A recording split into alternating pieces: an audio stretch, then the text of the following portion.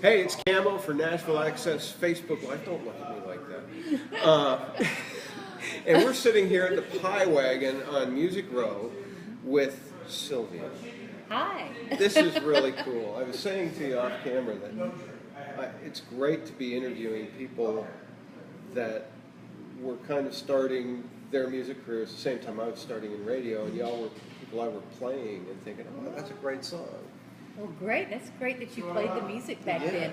It's nice that you have that history. So it really kind of, we're connecting the dots right now for you folks out there that may remember the music from the 80s. Nobody was a huge hit.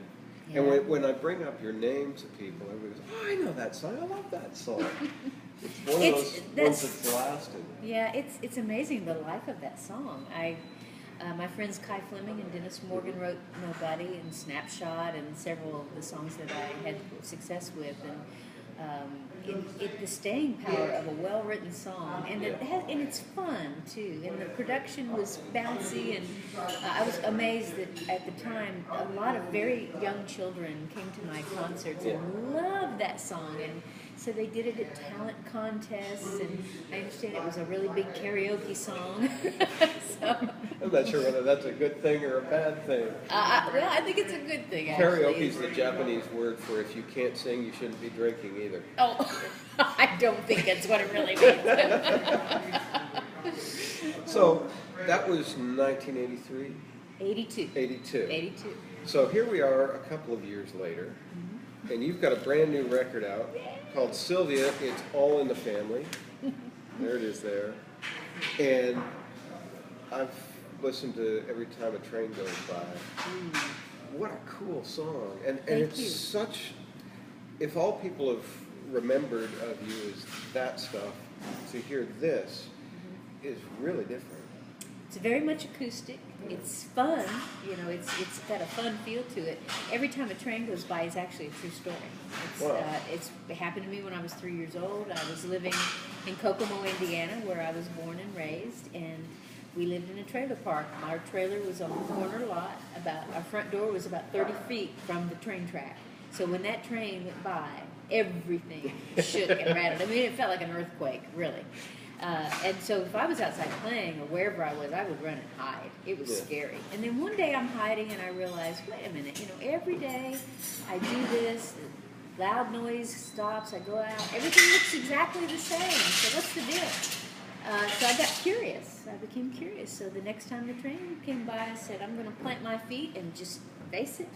And I did, and every fiber of my being was saying, run, run, run, but I didn't. And the payoff was that right as the engine of the train got right up on me, the conductor leaned out of the cab and waved and smiled at me. Oh, that's cool. And it was great. Now, the lyric video that people can see, are those pictures of you, through the years? Yes, yes, we do have a lyric video out. It's on YouTube. Just in the search engine, just put Every Time a Train Goes By, Sylvia, Sylvia. It'll take you to the lyric video that we have. And yes, there's pictures of me as a child, living at Tall Timbers Trailer Park. Wow, that's really cool. And it's a great song. It's got more of an Americana feel to it. And I mean, every time we say Americana now, that's like real country, almost, because a lot of the real country has been kind of pushed to being called American. And so it's just such a cool record. A lot of mandolin and banjo, steel guitar, concertina. There's tin whistles. There's a little Irish kind of music feel to some of the songs. You really go on a journey on this record. And I know we live in an age when people just download songs. But I really hope people will actually buy this whole record, because each of these songs stand on their own. It's fine if you want to just order a song or download a song, but I think you'll be taken somewhere if you get the whole record and listen to it top to bottom. It takes you on a journey really back into time and then back into present day again. It's really cool in that way, and we didn't plan that. That's just kind of happened. Over a 10-month period, we were writing the songs and recording as we went along, and at the end of it, we realized, oh my gosh, this is kind of, all these songs are like threads in a tapestry of music, and so it was real important how we put the order of the songs together, and I'm really, really happy with how it turned out. The title song, it's called "All in the Family," and it really It's not is. the theme from the TV show. No. No, this is, in fact, half of this record, my friend John Mock, that I co-produced this record with, he wrote the melodies to half of the songs on the record. He also wrote the string arrangements. He played a lot of the instruments on the record, but we also have some other amazing instrumentalists on here, like Stuart Duncan is playing fiddle. Nice. Amazing. Robbie Turner's on pedal steel, and Yeah, see, that's the first, because I used to play pedal steel. Oh, did you? The first thing I always go to is to see who plays steel. It's kind of a habit that you can't do on iTunes. Yeah. Well, and then I have some singers that are on the record. My friend Vicki Hampton, who sang with me on the road in the 80s, is singing on several of the cuts with her friend Robert Bailey, and Lisa Silver, who was in the Cherry Sisters back in the 80s, and she sang on Nobody and Snapshot. She was on and a ton of cuts. She's also, her voice is on this record. So it's just, how this all came together is just so precious to me. It's almost like a reunion for you. It's my musical family. And my grandfather, who was a fiddle and banjo player, and this record really has a lot of him in it, a lot of his heart and soul. And he was very proud of his granddaughter for going into music professionally, because he none of his children did, and so it meant a lot to him. Now, you have a quote. After you released Nobody, you started doing a lot of writing, and you said that you really didn't become a singer until you became a writer. That's true. Explain that. Well, I think when you write a song, you were there at the inception of it, and that creative juice flowed through your soul and through your system, and you connect with the song in a very different way. And most of the music that I recorded during the 80s, I'm very lucky that I've got some very good songs, well-written songs. And but I think when I began to write is when I began to really learn how to sing and how to tell a story. Because I feel like as a singer, I'm a storyteller. That's what I'm doing. I'm sharing stories, and so if the sound of my voice overpowers the story, that's not good. And I've actually worked with a wonderful voice teacher for 29 and a half years now, Gerald Arthur. I have a standing appointment with him at 11:30 every Wednesday, and he's taught me so much about how to be the song is really rides on the breath. Being in the lyric, being in that's the focus. I think the first part of my life, I was more focused on, are people going to like how I sound? You know, how does this, am I singing well? And I think as you go along and you mature and you deepen into your craft and into the art of what you're doing, the potential there is to really get out of the way of the song. And allow the song to be the star. I think that's a really good point, because so many of the artists that are coming up, it's all about me. And the song is almost just the way to get them in front of people. But coming at it from the other angle, if you let the song stand out, then by default it's going to end up being about you. Yeah, it's really interesting, because I think all singers, we all go through that stage where it's all about me. But I think if you continue to endeavor to grow as an artist, you move on through that stage and you get to another stage, which I'm just discovering as I go. I couldn't have talked about this 10, 15, 20 years ago. It's been a process of discovery for me, that you can go to another place. You don't just have to park and say, well, that's how I sing and this is who I am as an artist. You can just keep deepening into the art, and that's what I do often when I'm working with people. I'm a life and career coach as well. That's what I've been mainly doing the last 16 years. And when I'm in a conversation with artists, I'm often talking with them about things like this, about how do they deepen into their own unique voice, bringing more of who they are to the music, but allowing the music to really be front center stage. Do you think that partially comes just naturally through age? Because as we get older, less of that surface stuff seems to matter, and it's more about just discovering who you are.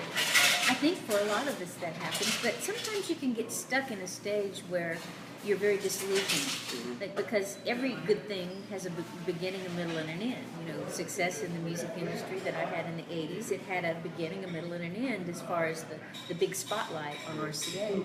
And how you deal with that is can be very character building. Because I tell you, it's a good term. It was pretty challenging. I have likened it to being untethered, floating around in outer space in the darkness. It was pretty, when you're stripped of all those labels and you don't really know who you are anymore, then the opportunity, it's an opportunity really, arises to dig in deeper and say, okay, what is it I really want to do with music? What is it I want to do? I have something to say. What is it? So then that begins a whole other exploration. You made an interesting point about going to see a vocal coach, and here you are, deep into your career, and you're still seeing a vocal coach. How important is that to you? To bring out that voice? Is it more important now that you've got a couple of years on you, or is it? Do you wish you would have had that back then? Yes, I started working with Gerald, I guess it was in 86 or 87.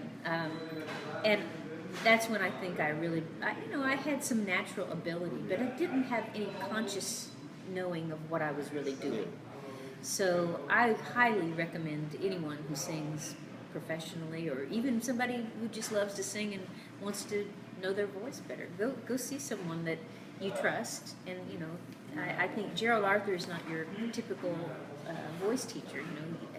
Of course, I know a lot of the techniques and things, but our conversations and our work together has really been about how to tell the story. How does this song relate to me now? How do I sing this song in the voice I have today, not the one I had last week or 10 years ago, but what's the voice that wants to come forth now? Because as you said, as we go through life, our bodies change, our voices change.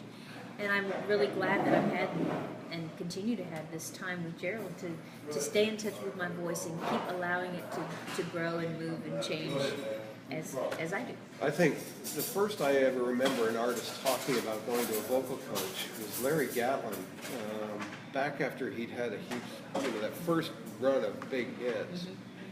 And he went to a vocal coach, and he said it was almost like learning how to sing operatically and shaping your mouth, just how to posture yourself to sing. But I'd never heard anybody talking about a vocal coach then, and I hear it so much more today that people are using it. Are we getting smarter?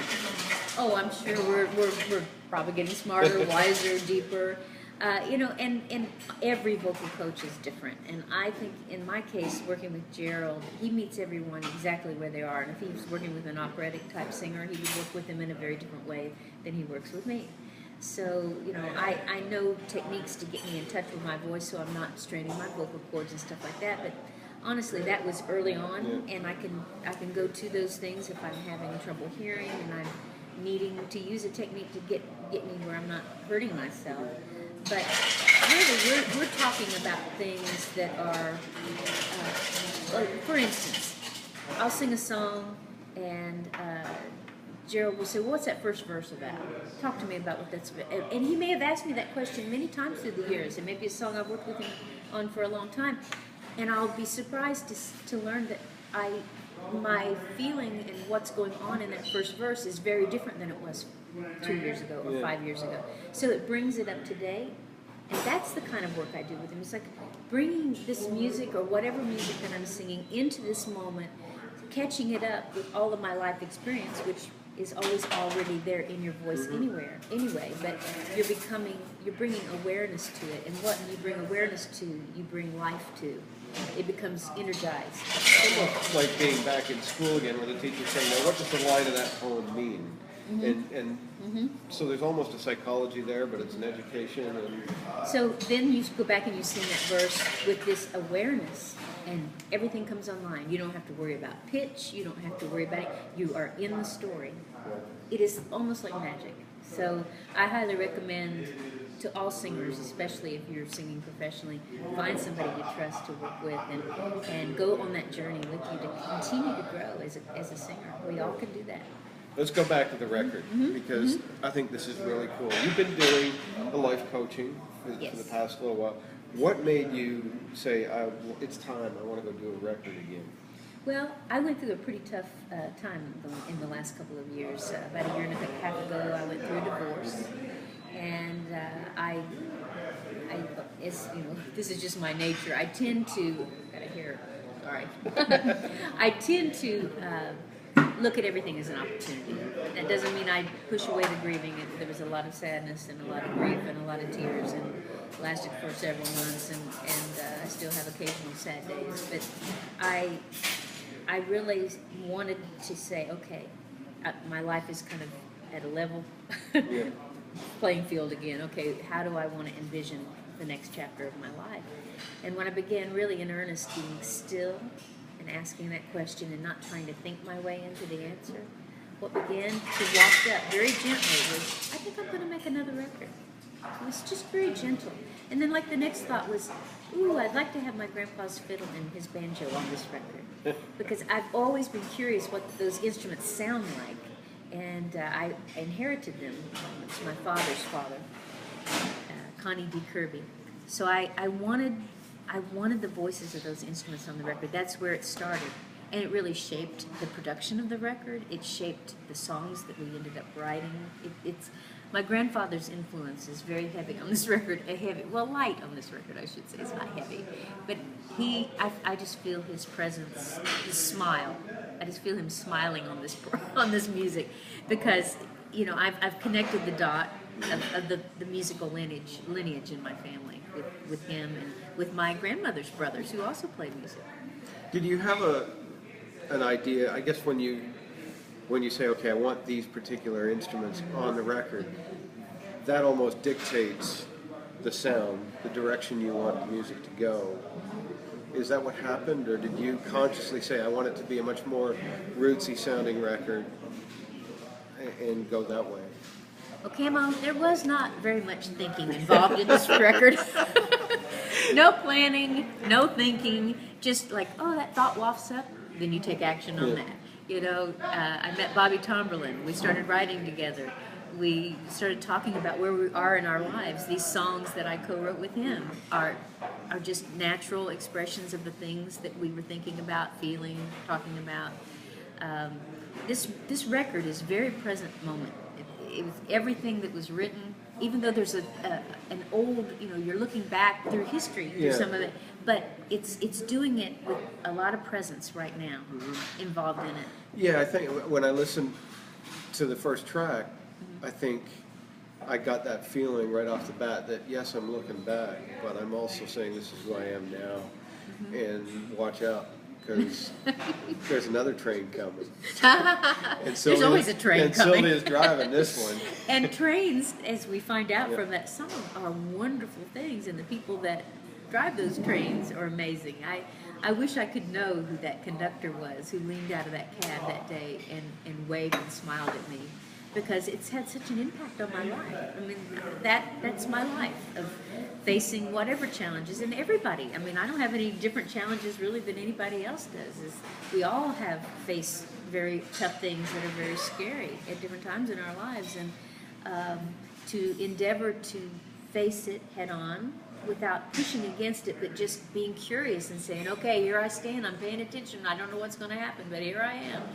I'm present with it, and that's kind of the message of that song, and it's the theme of my life, I think. That's really interesting. I think of that whole message of a 3-year-old going out and facing up to this big scary thing, and you reach back for that when you have traumatic things that happen in your life. Yes, I do. And it's great to have a song that tells the story, because I've loved that story, and I've told it many times over the years, but I never had a song that actually told it for me. And I wrote that with Tom Schuyler, the lyrics, and then my friend John Locke wrote the music, and it's just a precious thing to have. I could cry. I'm so happy about it. I just think. Got napkins here. No, okay, I'm gonna So, one of the things I wanted to say about that song is that we have a video out of it, and it's on YouTube. That's the lyric video. That's yeah. the lyric yeah. video. So just to mention that again. It's a really yeah. fun video to watch because it is like going through a scrapbook. It's really cool. Yeah, well, thank you. Thank you. I'm just really honored to be sitting here with you. You've just had such a great career, and it seems like you're back again. I'm back. To do it again. Are you planning on touring this record or just doing little spot places? Oh, I'm planning on touring. Big She's time. back, baby. I'm back.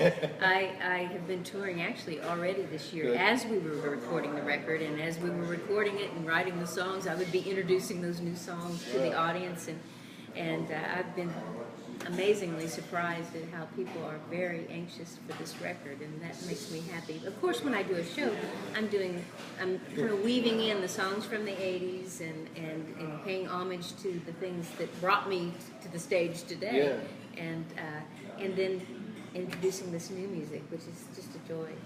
I'm looking forward to Sylvia Part 2. I think it's going to be great. Thank you. I feel more excited than when I first moved to town, and that's saying a lot, because I moved here when everything was determined. happening, you know, that time, everything, Nashville, everybody was making money. And It was a vibrant time in the music business, and I'm really glad that I had a foundation of having a career during that era, because I think it's a pretty iconic time to have been making music. Thank you for joining us. The record is Sylvia. It's all in the family. People can get this on your website. Yes, go to sylviamusic.com, and you can click on either CD Baby and get the physical CD, or you can go to iTunes and get the digital download. And watch the video on YouTube for Every Time a Train Goes By.